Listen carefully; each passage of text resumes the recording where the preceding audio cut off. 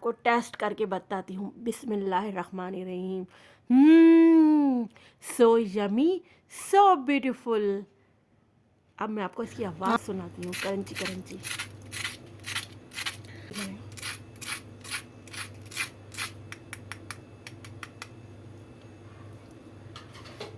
रमज़ानुल मुबारक में अफ्तार के लिए और बच्चों के स्कूल के लंच बॉक्स के लिए आज आपसे शेयर करूंगी इतने मज़ेदार से ब्रेड रोल, जो कि एक पाव चिकन से ढेर सारे ब्रेड रोल बनाकर फ्रीज कर सकते हैं, वो भी 1 से 1.5 माह के लिए।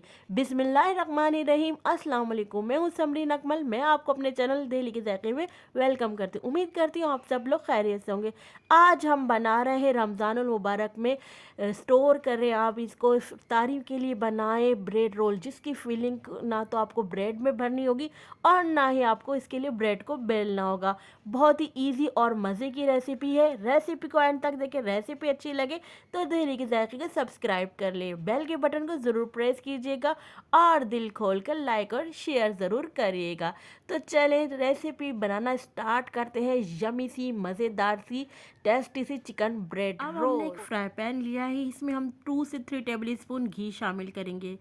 आप चाहें तो ऑयल भी ले सकते हैं। जैसे ऑयल गर्म हुआ, मैंने इसमें 1 टीस्पून अदरक लहसुन का पेस्ट डालकर सोटे किया। उसके बाद मैंने इसमें एक मीडियम साइज़ की प्याज ली, इसको बारीक मैंने स्लाइस करके शामिल कर दिया। अब हमने प्याज डालने के बाद ना प्याज का मॉइस्चर ख़त्म करना है, यानी प्याज को हमने कलर नहीं देना, बस 1 मिनट के लिए सोते करेंगे। उसके बाद हम इसमें 1 कप हमने इसमें गाजर शामिल कर दिए। 1 कप या 1 गाजर आप ले लें, उसको इस तरह बारीक बारीक फाइन चॉप करके शामिल कर दें।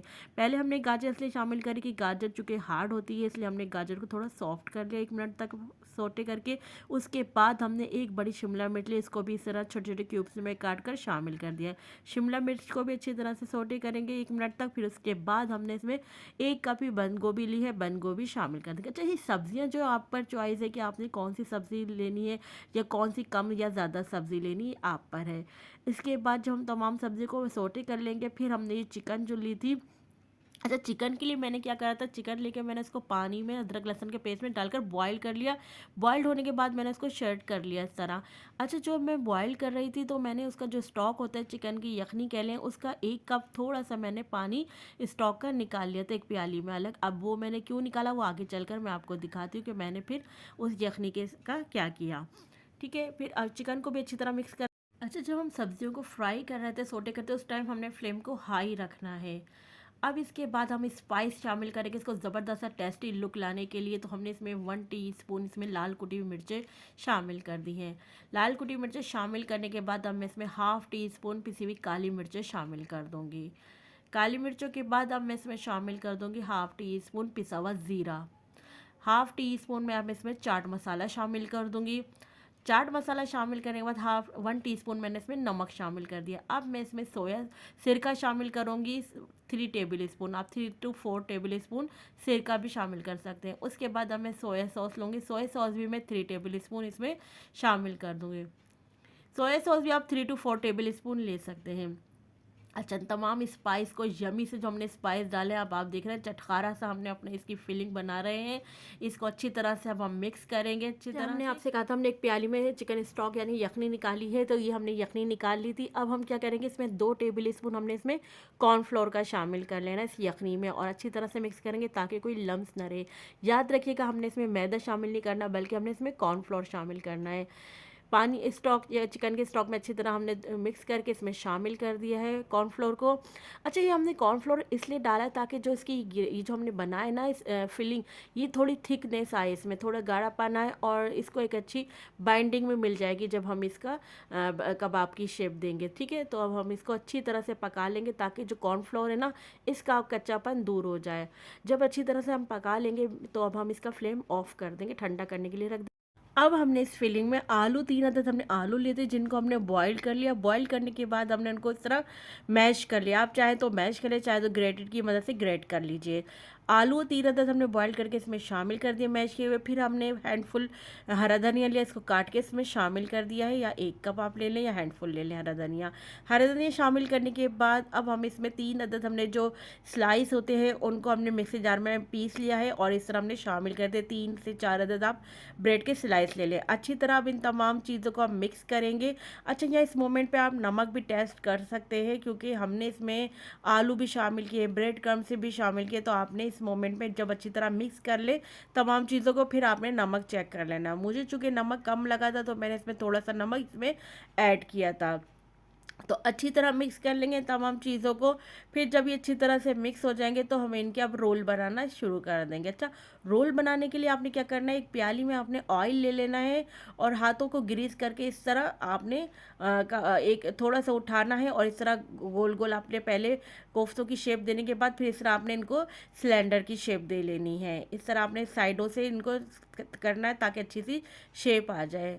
और देखिए इस तरह हम इनको प्रेस करते जाएंगे और इस तरह हमारे इस तरह कबाब की शेप देंगे। एक और कबाब मैं आपके सामने बनाऊँ, ताकि हमने इसको एक और इस तरह लिया और इस तरह हमने इसको सिलेंडर की शेप दे ली है। अब हमने अपने तमाम यहाँ पर क्यूट से कबाब बना लिए हैं। कोडिंग बनाने के लिए आधा कप मैदा ले लिया है मैंने और उसमें मैंने थोड़ा सा पानी डालकर इसका पेस्ट बना लिया। अब इसमें मैं हाफ़ टी स्पून नमक शामिल कर दूंगी ताकि जो इसकी कोडिंग है हमें फीकी ना लगे। अब देखिए हम इसका पतला सा हमने इसका घोल बना लिया है और साथ में हमने ले लिया है एक प्लेट में ब्रेड क्रम्स ले लिए। अब आप चाहें तो घर की डबल रोटी से चूरा करके ब्रेड क्रम्स से बना लें या फिर आप बाज़ार की ब्रेड क्रम्स ले लीजिए। 4 से 5 अदद का आपने इस तरह ब्रेड क्रम्स बना ले। आप देखिए हमने एक रोल उठाया, उसको मैदे के घोल में शामिल डाला, फिर हमने अच्छी तरह से इसको डालने के बाद फिर हम इसको ब्रेड क्रम्स में लगा लेंगे। अच्छा, अगर आपको बहुत ज़्यादा क्रिस्पी और क्रंची बनाने हैं ना तो आप इसकी डबल कोटिंग भी कर सकते हैं। यानी एक बार जब आपने मैदे और इसमें ब्रेड क्रम्स में कर लिया था तो अगेन आपने फिर मैदे में लगाएं, फिर दोबारा से इसको ब्रेड क्रम्स में लगाएं। लेकिन मैं समझती हूँ करने की ज़रूरत नहीं है, एक बार में ही अच्छी कोटिंग इसमें आ जाती है, क्रिस्पी हो जाते हैं।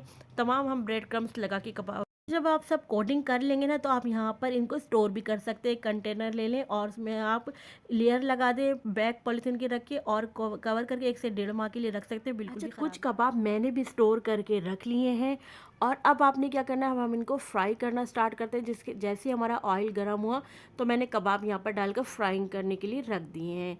अच्छा देखिए हमने यहाँ पे 1 बाय 1 करके तमाम अपने कबाब्स को डाल रहे हैं। अच्छा, यहाँ पर मैं शैलो फ्राई कर रही हूँ, आप चाहे तो डीप फ्राई भी कर सकते हैं। अच्छा, इतने हमारे कबाब फ्राई हो रहे हैं, हम इतने एक सॉस बना लेते हैं। तो यहाँ पर एक प्याली में मैंने थोड़ी सी बंद गोभी ले ली है। बंद गोभी थोड़ी सी लिए, इसमें मैं 3 टेबल स्पून मैंने इसमें मेयोनीज़ के शामिल कर दिए हैं। मेयोनीज़ को हम अच्छी तरह से बंद गोभी में मिक्स करेंगे। यहाँ पर हम नमक नहीं डालेंगे क्योंकि मेयोनीज़ में खुद नमक मौजूद होता है। अच्छा, यहाँ पर अगर आप चाहे स्पाइस के लिए तो थोड़ी सी आप ब्लैक पेपर इसमें शामिल कर सकते हैं, ऑप्शनल है, नहीं तो आप नहीं भी डालें। हमारी एक साइड जो है गोल्डन ब्राउन हो गई तो आप देखिए कितना प्यारा कलर आया, तो हमने टर्न कर लिया है।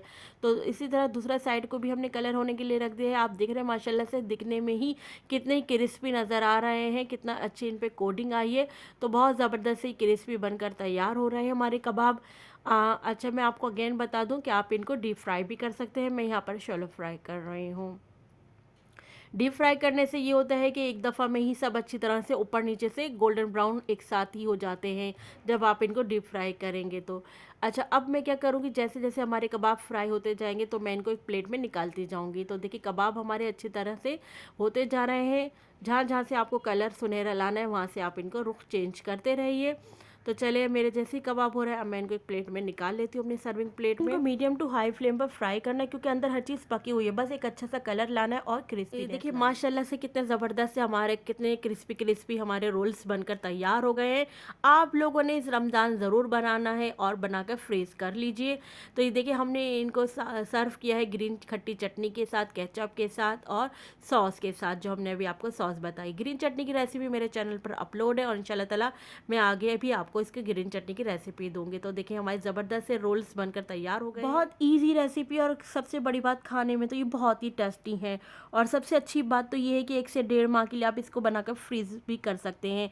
तो रेसिपी को ज़रूर ट्राई करना है आपने, क्योंकि देख रहे हैं माशाल्लाह से दिखने में ही कितने मज़े के लग रहे हैं। ज़बरदस्त सी रेसिपी है, आप लोग इसको ज़रूर ट्राई करिए।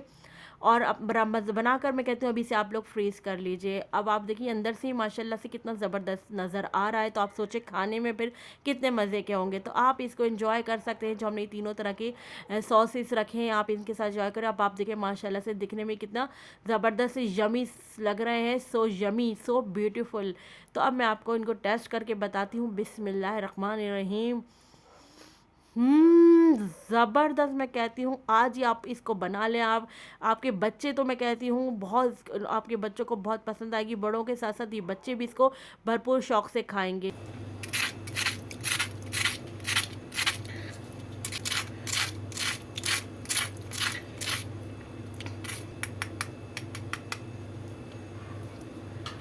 तो आपने सुनी इसकी क्रिस्पी क्रिस्पी आवाज़। रेसिपी अच्छी लगी तो प्लीज़ लाइक शेयर ज़रूर करिएगा, मुझे गुड कमेंट ज़रूर पास करिएगा। डेली के ज़रिए को सब्सक्राइब कर लीजिए। चलती हूँ क्योंकि मैं आप लोगों के लिए लेकर आती रहती हूँ इसी तरह मज़े मज़े की यमी यमी रेसिपी।